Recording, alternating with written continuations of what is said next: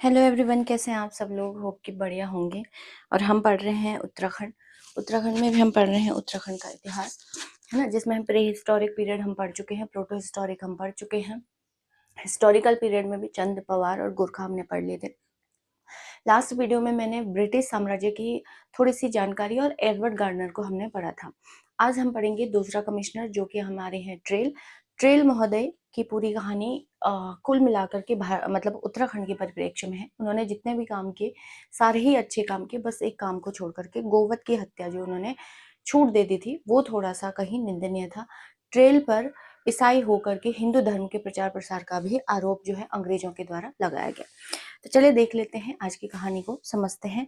मैं थोड़ा सा एक बार चेक कर लेती हूँ कि सारी चीजें लाइटिंग वाइटिंग बिल्कुल सही काम करे। चलिए, तो आज हमको पढ़ना है कौन सा, हमें पढ़ना है सेकंड कमिश्नर, और वो है हमारे ट्रेल। वो है हमारे ट्रेल, है ना। अब समझिए, अगर हम देखेंगे जो ट्रेल है ना, वो कब गद्दी पर बैठे, तो आपको पता है 1816 से 1835 तक।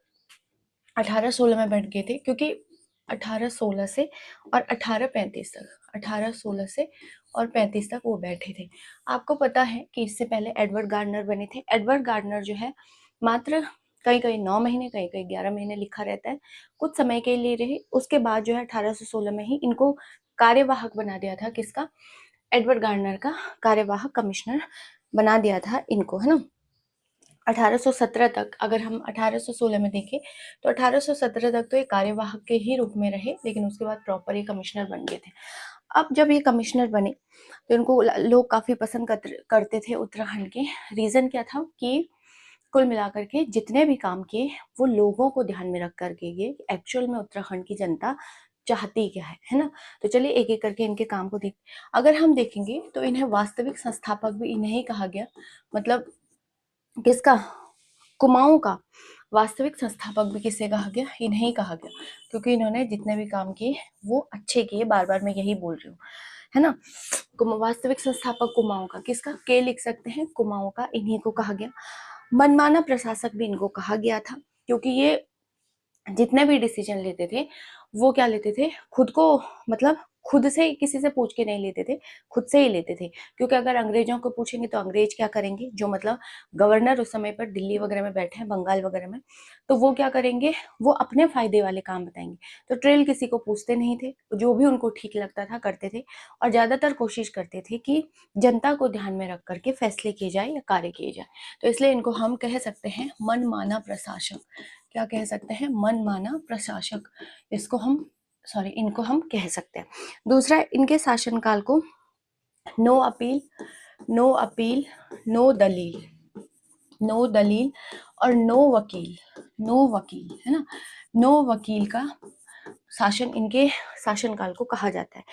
मतलब अगर किसी पर एक तरीके से, जैसे नो वकील नो अपील, ये इंडियन हिस्ट्री में बड़ा फेमस हुआ था कि हम क्या करेंगे, रॉलेट एक्ट का जो विरोध किया गया था, एनारिकल रिवोल्यूशन जो एक्चुअल में उसका नेम था, उसमें भी यही था कि आपका नो अपील, मतलब आपको कोई अपील नहीं करनी है, जिस पर सस्पेंस हो गया उसी को डायरेक्ट सजा दे दी जाएगी।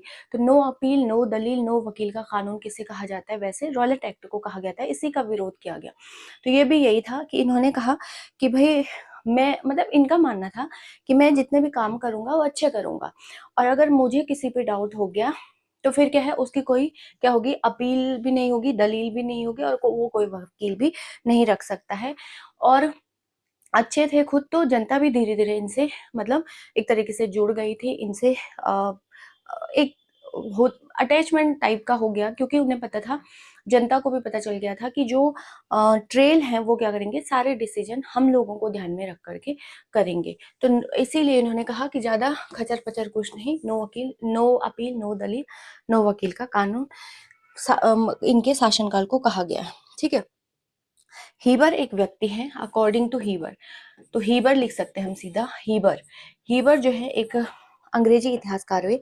इन्होंने कहा ट्रेल इतने अच्छे थे कि ये खुद स्वयं जाकर वर्ष भर भ्रमण करते थे, हर जगह जाते थे उत्तराखंड, मतलब उत्तराखंड तो टिहरी वाले एरिया को छोड़ के, क्योंकि टिहरी राजा का था अपना, तो उत्तराखंड के हर एक पूरे घूमते थे, वहां की जनताओं को के समस्याओं को खुद सुनते थे, है ना, और फिर क्या करते थे, साल भर भ्रमण के रहते थे, लेकिन बरसात के टाइम पे ट्रेल डर जाता था और ट्रेल क्या करते थे, वापस आकर के फिर क्या करते थे, सिर्फ बरसात के टाइम पर वर्षा काल में अपने हेडक्वार्टर में आकर के, वर्षा काल में ये क्या करते थे, अपने हेडक्वार्टर में आ जाते थे, क्योंकि लैंडस्लाइड का खतरा होता है पहाड़ों में।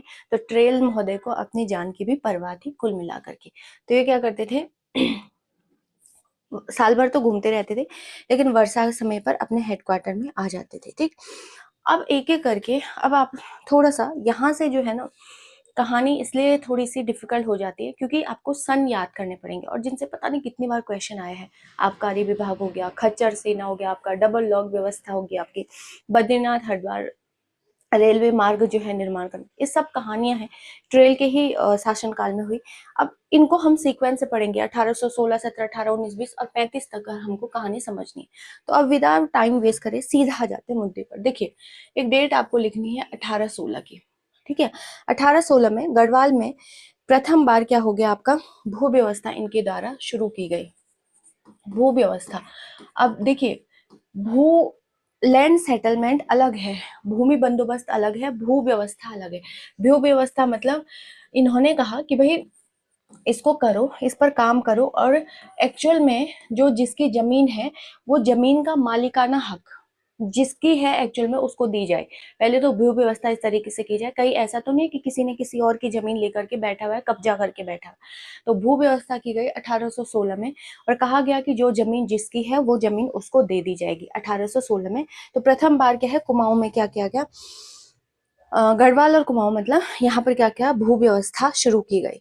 फिर 1816 में ही आपको याद रखना है कि क्या किया गया, कुमाऊं कमिश्नरी का गठन कर इसे बोर्ड ऑफ फर्रुखाबाद के अंडर किया है। इस चीज को आपको इंपॉर्टेंट करके लिखना है कि कुमाऊं कमिश्नरी का गठन तो किया गया, कुमाऊं कमिश्नरी का गठन किया गया कब, 1816 में, लेकिन ये स्वतंत्र नहीं थी, ये एक जो बोर्ड ऑफ फर्रुखाबाद था, BOE, बोर्ड ऑफ फर्रुखाबाद था, है ना,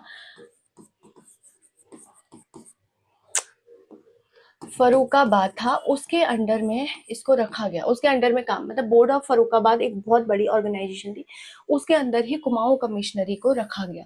तो ज्यादातर डिसीजन जो बड़े मुद्दे होते थे वो कौन करता था, बोर्ड ऑफ फर्रुखाबाद या इनको पूछ करके वहां से करने होते थे, बोर्ड ऑफ फर्रुखाबाद के अंदर रखा गया। फिर बाद में इसको स्वतंत्र भी कर लिया जाएगा, तो ये डेट इंपॉर्टेंट है, स्वतंत्र वाले से आपसे क्वेश्चन पूछा गया था। लेकिन कुमाऊं कमिश्नरी का गठन कर करके किसके अधीन कर दिया गया, बोर्ड ऑफ फर्रुखाबाद के अंदर कर दिया गया, मतलब जो यूपी वाला एरिया भी है उसके अंदर, जो ऑलरेडी अंग्रेजों का ही था, है ना। अच्छा, अब समझते हैं आगे फिर क्या हुआ 1816 में, ये भी इंपॉर्टेंट है और आया क्वेश्चन है। देखिए, PYQ, ये भी PYQ, और जो मैं लिख रही हूँ ये भी PYQ, ठीक है।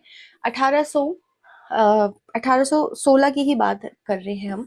16 में इन्होंने क्या किया, अल्मोड़ा में जेल की स्थापना कर दी, मतलब स्थापना क्या करी, जेल बनाई, कहाँ पर, अल्मोड़ा में जेल बना दी 1816 में। और 1821 में, यही लिख लेती हूँ मैं क्योंकि दो जेल बनाई, तो 1821 में कहाँ पर बनाई, पौड़ी में बनाई। दोनों चीजें को ध्यान से समझिए, कुमाऊं का हेडक्वार्टर कहाँ था, अल्मोड़ा, पौड़ी का हेडक्वार्टर कहाँ, सॉरी गढ़वाल का हेडक्वार्टर कहाँ बनाया गया था, पौड़ी में, इनको बाद में बनाया गया। हालांकि पौड़ी को जो है 1840 में बना दिया गया, लेकिन ध्यान रखिए पौड़ी में बनाया क्योंकि गढ़वाल को पूरा, अगर गढ़वाल के अंदर कोई भी क्राइम होता है तो उन जेलों के अंदर वहां के लोगों को जेल में डाल दिया जाए, और कुमाऊं की तरफ होता है तो अल्मोड़ा में डाल। ये तो एक डेट आपको याद रखनी है। लेकिन जो ऐतिहासिक जेलें बनाई गई, ऐतिहासिक का मतलब है ऐसी जेलें जिनमें जैसे पंडित जवाहरलाल नेहरू, गोविंद बल्लभ पंत, इनको भी जेल में रखा गया, बाद में थोड़ा और बेहतर तरीके से वो कब कब बनाई गई। तो अल्मोड़ा की जो ऐतिहासिक जेल है, इसको ध्यान से रखना, 1872 में बनाई गई, और पौड़ी वाली 1850 में बनाई गई। अब आपको यहाँ कंफ्यूजन हो रहा होगा, देखिए वैसे तो 1816 और 1821 में बनाई गई, किसके, ट्रेल के द्वारा, लेकिन जो ऐतिहासिक जेल है, ऐतिहासिक का मतलब है उस टाइम पर छोटी मोटी ऐसी नॉर्मल बना दी गई होगी, क्योंकि सजा तो कहीं ना कहीं देनी है ना, तो नॉर्मल उतनी बनाएगी। बाद में इन्हीं जेलों को थोड़ा और तरीके से, एक तरीके से मॉडिफाई करके बना दिया गया, और अच्छे तरीके से बड़े लेवल पे उसको बना दिया गया। तो अल्मोड़ा की उसी जेल को 1872 में और बेहतर बनाया गया, बड़ा बनाया गया, और पौड़ी की कब बनाया गया? 1850 में। अब ये लिख सकते हैं हम, ये ऐतिहासिक थी इनकी, और यहाँ की भी ये ऐतिहासिक थी। ठीक है, ट्रेल के कार्य थोड़े लंबे हो सकते हैं, तो वीडियो आपकी थोड़ी सी लंबी हो जाएगी, बट मैं सोच रही हूँ कि एक वीडियो में एक कमिश्नर तो एटलीस्ट कवर करें हम। ठीक है, अब इन जेलों में जैसे देखो, ये अल्मोड़ा जेल में, इसी जेल में फिर कौन कौन बंद रहा? आपका हो गया गोविंद बल्लभ पंत इसी में रहे, आपका खान अब्दुल गफ्फार खान भी इस जेल में बंद रहे, इस अल्मोड़ा वाले में, है ना। और आपका जो है पंडित जवाहरलाल नेहरू को भी इसी के अंदर रखा गया 2 बार। इवन पंडित जवाहरलाल नेहरू की जो आत्मकथा है वो है एन ऑटोबायोग्राफी, तो उसमें भी इन्होंने इस जेल में कुछ दिन जो रहे उसका जिक्र किया है अपनी बायोग्राफी में। एन ऑटोबायोग्राफी क्या थी उनकी? देखिए क्या थी? एन ऑटोबायोग्राफी, ऑटोबायोग्राफी, है ना, एन ऑटोबायोग्राफी, तो ये उनकी थी, इसका उन्होंने जिक्र किया है ना। पंडित बद्रीदत्त पांडे को भी इस जेल में रखा गया, अल्मोड़ा जेल में आपका हो गया। आचार्य नरेंद्र देव, इनको भी रखा गया। हरगोविंद पंत है, उनको भी रखा गया। विक्टर मोहन जोशी को भी इसी अल्मोड़ा जेल में रखा गया। अगर आप पौड़ी की जेल में देखोगे तो इसमें भी एक दो शख्सियत को रखा गया, जैसे आपका होगा जयानंद भारती, जो डोला पालकी के आंदोलन के प्रणेता है, आया क्वेश्चन है, और वीर चंद्र सिंह गढ़वाली, और इनको भी हम पढ़ेंगे एक एक करके इन डिटेल के। अब जितनी शख्सियत के मैंने नाम लिए हैं ये हम पढ़ रहे हैं उत्तराखंड के स्वतंत्रता आंदोलन कार्य में या राजनीति में, इनको इन शख्सियत को हम एक एक करके उधर से भी हम कवर कर रहे हैं, अगर दूसरी वाली प्लेलिस्ट आप देखोगे तो। ये थी ऐतिहासिक जेल, इसलिए इनको यहाँ रखा गया। ठीक है, यहाँ तक की कहानी आपको समझ आ गई हो, तो ध्यान रखना है। वैसे तो 1816, 1821 आपको याद रखना है, 1816 अल्मोड़ा, 1821 पौड़ी, लेकिन पौड़ी की जो ऐतिहासिक बनी 1850 बनी और अल्मोड़ा की 1872 बनी। चलिए अब आगे देखते हैं, एक साल और आगे बढ़ जाते हैं 1817 में। तो 1816 में बहुत सारे काम कर दिए ट्रेल ने, 1817 में जार प्रथा का अंत कर दिया। जार प्रथा का अंत, अब ये जार क्या है? ठीक है, ये जार क्या है? ये अगर आपको याद आ रहा होगा, जब हमने स्टार्टिंग हिस्ट्री पढ़ना शुरू किया था उसमें हमने पढ़ा था कि जातियां थी, कोल हो गया, किरात हो गया, खस हो गया, ये जातियां थी। तो खस में एक प्रथा प्रचलित थी जिसे क्या कहा गया था? जिसे कहा गया था क्या कर जिसमें ये प्रथा थी कि जो पुरुष है, अगर उसके कोई पुरुष है, उसकी महिला का किसी, मतलब उसकी बीवी का, उसकी पत्नी का किसी पुरुष के साथ अवैध संबंध है, तो वो पति अब उस व्यक्ति को, जिसका मतलब एक्स्ट्रा मैरिटल अफेयर, जिसको सिंपल सी लैंग्वेज में हम कह सकते हैं, तो पति जो है दूसरे वाले को टपका सकता है। उसके पास इतनी पावर दे दी गई थी, है ना, टपका सकता है। किसके? पति के प्रेमी को टपका सकता है, जो एक्स्ट्रा प्रेमी है। लेकिन फिर क्या हो गया? उसी को जार कहा गया, वो जो एक्स्ट्रा है ना, जो एक्स्ट्रा मैरिटल अफेयर में जो बोल रहे हैं, तो टपकाने की बिल्कुल छूट थी पति के पास, पत्नी को नहीं, पति को। तो पत्नी भी गलत है ना, खैर। तो इसको टपका सकता था, उसी को जार कहा गया। तो जब ट्रेल महोदय 1817 में, और एक दो ऐसे हुए होंगे, ऐसे तो उस समय पर ऐसी घटनाएं हुई होंगी, तो ट्रेल ने कहा कि मार क्यों दिया भाई? तो पता चला कि ऐसा ऐसा है कि पहले से ही इस टाइम से जो है बिल्कुल प्राचीन काल से ये प्रथा चल रही है। तो उन्होंने कहा ऐसा कुछ नहीं हुआ। क्या है, अब मारने बिल्कुल गलत है, हम समझ रहे हैं, लेकिन बिल्कुल किसी को जान से मारना कोई वो थोड़ी और हक नहीं। तो उन्होंने इस प्रथा को ही खत्म कर दिया, इसी को कहा गया जार प्रथा का अंत, कि एक्स्ट्रा जो मतलब प्रेमी है उसकी कहानी खत्म नहीं करनी है, उसका पति। ट्रेल ने कहा कि अगर आपको उस पे शक है, आपने देखा है, तो आप सरकार को बता दीजिए, यानी कि हमको बता दीजिए, फिर हम अपने हिसाब से उसको पनिश करेंगे। ठीक है, 1817 में ये काम हो गया जी।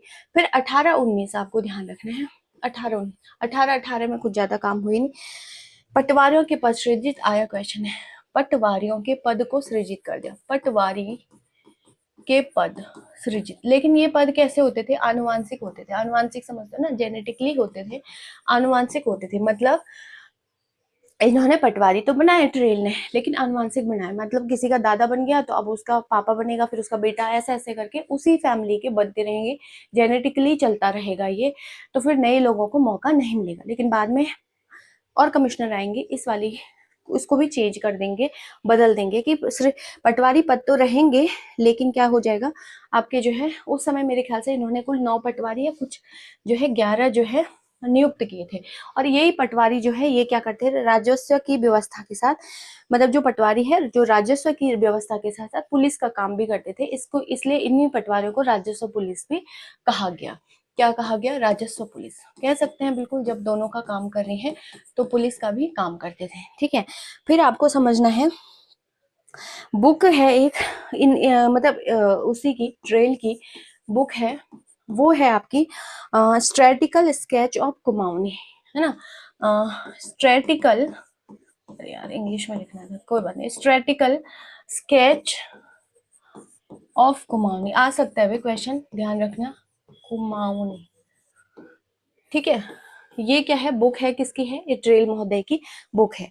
फिर आपको समझना है, मैंने आपको बोला कि ट्रेल पर ये भी आरोप लगा कि ईसाई होते हुए हिंदू धर्म का प्रचार प्रसार कर रहे हैं, क्योंकि वो ज्यादा लोगों के साथ घुल मिल इतना गए थे कि अंग्रेजों को लगा कि ये हिंदू ही धर्म के न हो जाए, है ना कहीं डाउट हो गया।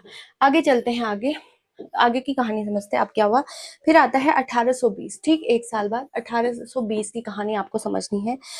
कोर्ट फीस, इन्होंने कहा कि कोर्ट वगैरह में जो मामले आएंगे वो फ्री में नहीं होंगे, उसके लिए पैसा लगेगा, कितना, 2 आना 1820 में।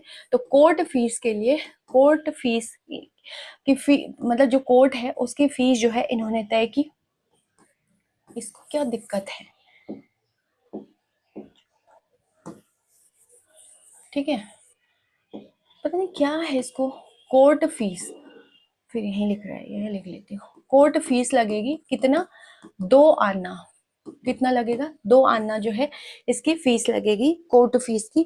और आपको क्या करना है, 8 आने का, सॉरी 2 आना नहीं 8 आना, है ना, 8 आने का, 8 आना आपको क्या करना पड़ेगा, 8 आना फीस लगेगा। स्टैम्प पेपर और टिकट के लिए, मतलब जो स्टैम्प पेपर और टिकट लगता है उसके लिए आपको कितना पे करना पड़ेगा, 8 आना पे करना पड़ेगा। गोवध की भी छूट इन्होंने 1820 में दे दी थी, इससे कई लोग इनसे नाराज भी हो गए, गोवध की छूट दे दी थी। फिर 1822 देखते हैं सीधा, 1821 तो हमने पढ़ लिया था ना, पौड़ी में जेल की स्थापना कर दी थी इन्होंने। 1822 देख लेते हैं, 1822 में इन्होंने, ये आया क्वेश्चन है, आबकारी विभाग की स्थापना करी।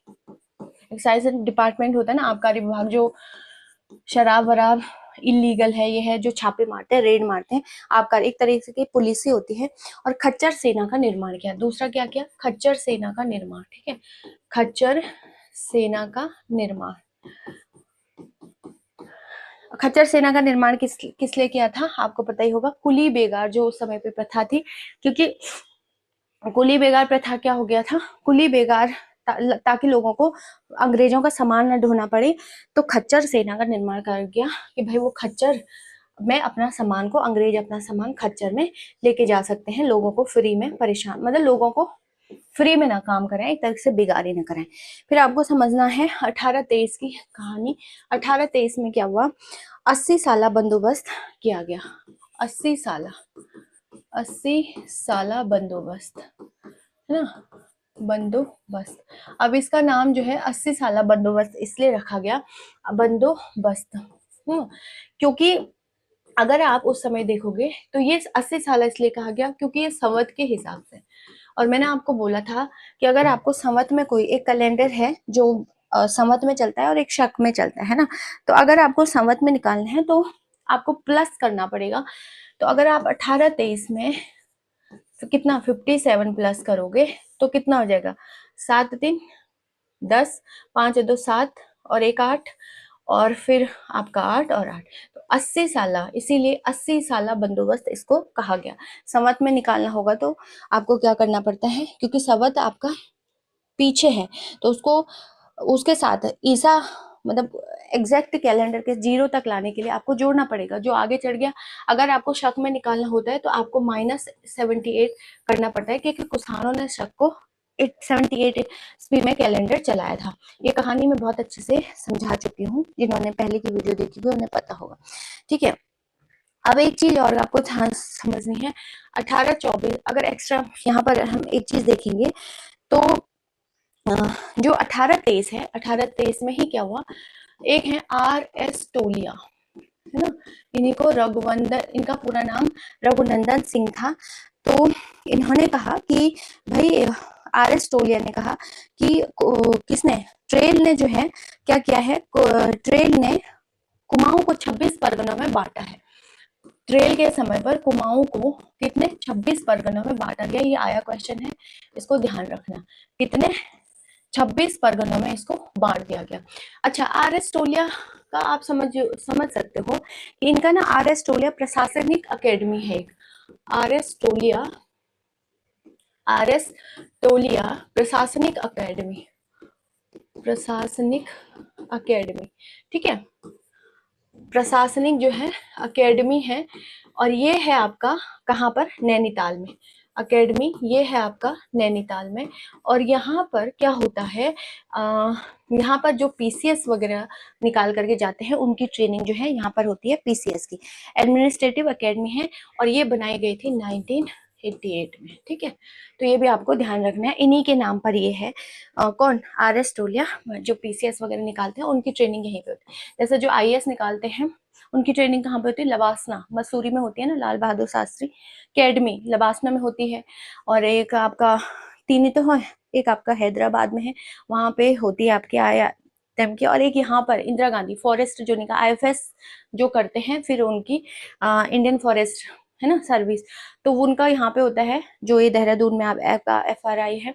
और आपका जो है जो वो होता है हैदराबाद में होती है, और जो आईएएस निकालते हैं उनका क्या है, मसूरी में होती है, वासना नाम उसका रखा गया है, ठीक है। आगे चलते हैं, तो वैसे ही जो पीसीएस निकालते हैं उत्तराखंड में, मतलब स्टेट पीसीएस, उनकी ट्रेनिंग यहाँ पर होती है नैनीताल में। आगे समझते हैं, 1823 हो गया, 1824 आपको समझना है। 1824 डबल लॉक व्यवस्था इनके द्वारा शुरू की गई, डबल लॉक व्यवस्था। अब ये ज्यादा इंपॉर्टेंट तो नहीं है, बट मे भी कभी पूछ सकता है। डबल लॉक व्यवस्था क्या थी आपका, कि जो सरकारी खजाने थे उन पर जैसे एक ताला होगा, फिर दूसरा सेकंड भी होता है ना, पहला डोर फिर दूसरा तीसरा, इस टाइप से व्यवस्था बना दी गई, ताकि चोर चक्कर वगैरह आसानी से खजाना न लूट पाए। फिर इन्होंने क्या किया, कुमाऊं की सीमा का निर्धारण भी कर दिया, भाई सीमा कुमाऊं कहाँ होगा और गढ़वाल क्या होगा। तो कुमाऊं का सीमा की कहाँ कहाँ तक, कुमाऊं गढ़वाल तो खैर अलग मैटर हो गया, कुमाऊं की सीमा कहाँ कहाँ तक रहेगी। तो इन्होंने क्या किया, काली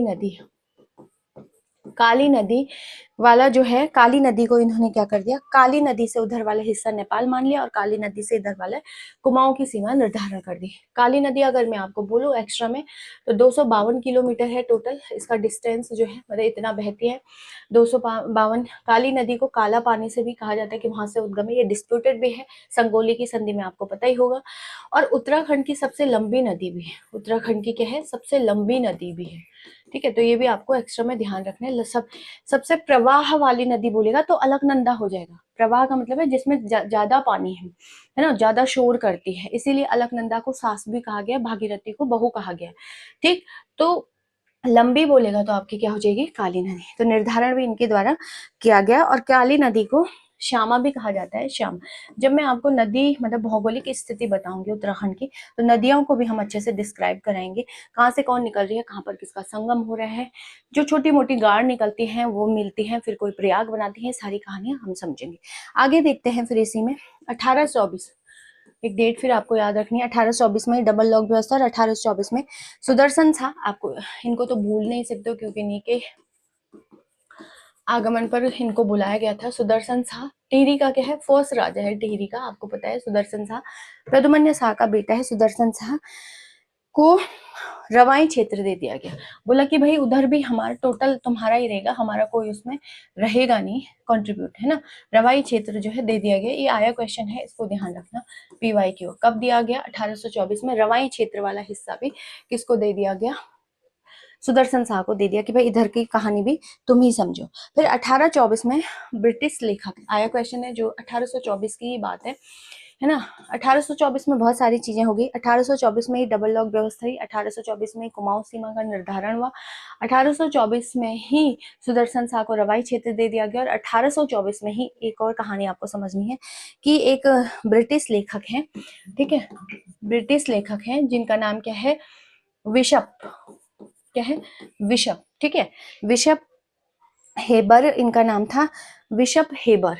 1824 में विशप हेबर, इन्होंने ही क्या कर दिया, कुमाऊं में पहली बार चाय की खेती करनी शुरू कर दी। तो ये आया क्वेश्चन है, इसको ध्यान रखना। 1824 वाले सारे आए क्वेश्चन है सिवाय डबल लॉक व्यवस्था को छोड़ करके, ठीक है। तो कुमाऊं में सबसे पहले चाय की खेती, क्वेश्चन है क्या आया था, कुमाऊं में सबसे पहले चाय की खेती किस कमिश्नर के समय हुई? कुमाऊं में चाय की खेती किसने करी सबसे पहले या कब हुई? 1824 में करी, विशम हेबर ने करी, ब्रिटिश था, और किसके समय पे हुई? ट्रेल के समय हुई, आया क्वेश्चन है। नेक्स्ट क्वेश्चन अगर आप सीधा देखोगे तो हम चल जाते हैं 1826 में, 25 में तो कुछ है नहीं। 1826 में ट्रेल ने थापला मतलब क्या कर दिया, जो एक भूमि होती है, इसको समझ ऐसे समझ सकते हो, पूरा लंबा नहीं लिखते हैं। थापला भूमि, थापला भूमि उसे कहा गया है जो ऊंचाई और ढलान वाली भूमि होती है, उसको आरक्षित कर दिया। जहां जहां पर उन्हें लगा थापला भूमि है, जैसे ऊंचाई वाली है और वहां पर ऊपर थोड़ा सा खेती करने लायक है, जैसे अभी तो प्लॉटिंग हो रही है, उस टाइम पे छोटे छोटे एरिया होगा जहां पर खेत वगैरह हो, तो उसको आरक्षित कर दिया और वहां पर जो साल के वृक्ष होते थे उनकी कटाई पर रोक लगा दिया। ठीक है, तो थापला भूमि थी और वहां पर जो साल के वृक्ष होते थे, जहां जहां पर थापला भूमि वहां पे होगी जहां पर साल वृक्ष भी होगा, तो उसको जो है क्या कर दिया, एक तरीके से पाबंदी लगा दी साल के वृक्ष को काटने पर। अरे यार ये तो बड़ा परेशान कर रहा है, ठीक है। नेक्स्ट पॉइंट अगर आप देखोगे इसी में, इस तरह सरकारी वनों की नींव ट्रेल के कार्यकाल में पड़ी। जो आज आप बहुत ज्यादा फॉरेस्ट वाला एरिया वगैरह सब देखते हो, जो सरकार अपने पास आरक्षित करके रखती है, इसकी कहानी मतलब शुरू हुई थी, अगर आप नींव बोलोगे तो ट्रेल नहीं डाली थी कि भाई इतने सरकारी जमीन है, इसको कोई नहीं काट सकता, ये पेड़ है इनको भी कोई नहीं काट सकता, तो इसीलिए थोड़ी बहुत हरियाली बची है, नहीं तो लोग काट पीट करके कब की कहानी खत्म कर देते हैं, ठीक है। चलिए क्या, हाँ, तो सरकारी वनों की नींव किसके समय पड़ी? ट्रेल के समय पड़ी। 1828 की कहानी समझते हैं फिर। 1828 में क्या हुआ? एक तो इसने मेरे को इतना दुखी करा हुआ है। 1828 में क्या हुआ कि ट्रेल ने जन्म मृत्यु प्रमाण पत्र बनाना अनिवार्य कर दिया। क्या? जन्म मृत्यु प्रमाण पत्र, जन्म मृत्यु प्रमाण पत्र, है ना, प्रमाण पत्र जो है अनिवार्य कर दिया बनाना। फिर 1829 में देखेंगे, 1829 में इन्होंने बद्री केदार ट्रेल को, मतलब बद्री केदार समिति का अध्यक्ष बनाया गया। बद्री केदार समिति का अध्यक्ष बनाया गया किसको? ट्रेल को, है ना। समिति का क्या बना दिया गया? अध्यक्ष बना दिया गया किसको? ट्रेल को। फिर 1833 अगर आप देखोगे, 1833 में क्या हुआ, इसने देसी चिकित्सकों की नियुक्ति करी, मतलब जो वैद्य वगैरह होते हैं देसी, क्योंकि इसको धीरे धीरे पता चला कि बहुत सारे ऐसे मतलब लोग हैं जिनको पता है कि ये घास तोड़ने से, काटने से दर्द कम होता है, यहाँ पर कटा हुआ है, तो देसी चिकित्सकों की नियुक्ति की, ताकि इनका थोड़ा मतलब एक तरीके से अच्छा काम था ये देसी चिकित्सक, कि भाई आपको अगर पता है इलाज, घरेलू इलाज, तो आप करवा सकते हैं। फिर है 1834। 1834 में इसने क्या किया? हल्द्वानी की स्थापना की। हल्द्वानी की स्थापना की किसने? ट्रेल ने हल्द्वानी की स्थापना करी। और 1834 में ही इसने क्या किया? हल्द्वानी में अपने लिए एक बंगला बनाया, जिसे क्या कहा गया? खाम का बंगला। आया क्वेश्चन है, खाम का बंगला, ठीक है, इसने अपने लिए बनाया। अगर आप इसी में देखोगे एक चीज, 1835 में इसने क्या कर दिया? अच्छा, यहाँ पर ना 1829 के बाद अगर आप लिखना चाहें तो 1830 में इसने क्या कर दिया? नदियों पर लोहे या सस्पेंशन पुल या हैंगिंग पुल जो है बनाना शुरू कर दिया था। जैसे नदियां होती थी, इससे उधर जाने से उधर जाने के लिए, तो लोहे और मतलब जो सस्पेंशन पुल जिनको कहा जाता है, वो भी इन्होंने, मतलब इसने यही बना, लोहे के पुल, ठीक है। ये तो अब कोई और ही बनाएगा, मुझे पता है ना। अच्छा, 1835 में फिर क्या हुआ? हल्द्वानी में मंडी की स्थापना हो गई। यही हल्द्वानी में इसी ने क्या कर दिया? हल्द्वानी में मंडी की स्थापना, ठीक है। अच्छा, और आपको पता है 35 की है ये कहानी। फिर 1835, 1 दिसंबर 1835, 1 दिसंबर 1835 में ट्रेल सेवानिवृत्त हो गए, क्योंकि कार्यकाल कितना था? क्या था? कितना था? यही तो था, सेवानिवृत्त हो गए, मतलब रिटायर हो गए 1835 में। ट्रेल प्रथम अंग्रेज थे जो 1823 में जो है कहाँ आए थे? नैनीताल आए थे। तो नैनीताल आने वाला प्रथम अंग्रेज कौन था? ट्रेल था, जो 1823 में कहाँ आए थे? नैनीताल आए थे, है ना। अब आप बोलोगे क्या बोल रही है, मतलब इससे पहले तो अल्मोड़ा वगैरह में रहे थे, फिर नैनीताल आने वाले प्रथम अंग्रेज थे। ट्रेल 1823 में ये आए थे।